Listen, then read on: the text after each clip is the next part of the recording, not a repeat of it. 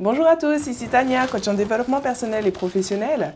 Et je suis ici pour vous parler, pour tenter de résoudre en tous les cas la problématique et de répondre à cette question. Pourquoi ma vie ne reflète pas entièrement ma personne? Alors, je ne sais pas quelle a été la question la plus difficile qu'on vous ait jusqu'à présent posée. Quoi qu'il en soit, moi, la question la plus difficile que je m'amuse à poser à mes clientes est « Qui es-tu » Et comme vous vous en doutez, c'est aujourd'hui à vous que je pose la question. Qui êtes-vous? Ne paniquez pas, rien de compliqué. Vous prenez une feuille, un stylo et vous notez tous les mots qui, selon vous, vous décrivent le mieux. Une dizaine, c'est parfait. Moins, c'est dommage. Plus, on est gourmand, tant mieux. Et je vous attends là. Je vous invite à mettre pause sur la vidéo le temps de répondre à cette question. Lorsque vous mettrez play, je serai toujours au même endroit. Vous verrez, c'est magique. Ça y est, c'est fait.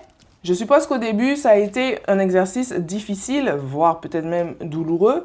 Et puis, au fur et à mesure, vous vous êtes prêté au jeu et vous avez trouvé de plus en plus de mots.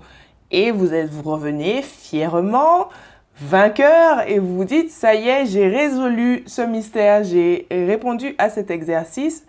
Mais voyez-vous, l'exercice ne commence que maintenant. Une fois que vous avez trouvé tous ces mots qui vous décrivent, je vous invite à entourer les mots utilisés par d'autres pour vous décrire. On est parti.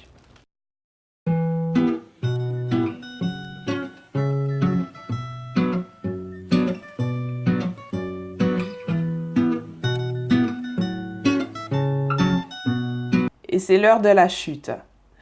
Alors, je pense que vous vous doutez de ce qui va suivre.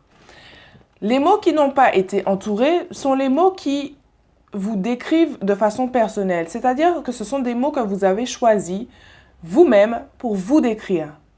Généralement, il y en a bien moins que d'entourés. Et c'est là où se trouve le problème.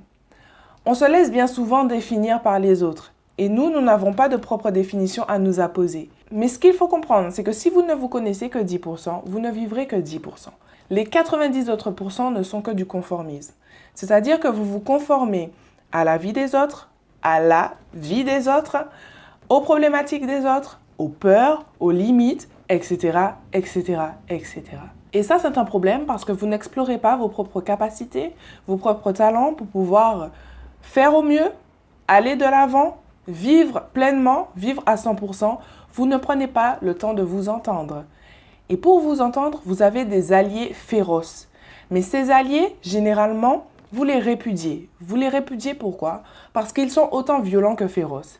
C'est-à-dire qu'ils se manifestent de façon violente dans la vie. Souhaitant en savoir plus, je vous invite à vous abonner simplement à la page. Très bientôt viendra la prochaine vidéo qui justement fera l'objet de ces alliés que vous avez à vos côtés et que vous avez tout à gagner d'accepter, d'embrasser, de cajoler et puis de laisser repartir. Ça fait beaucoup d'indices en très peu de temps.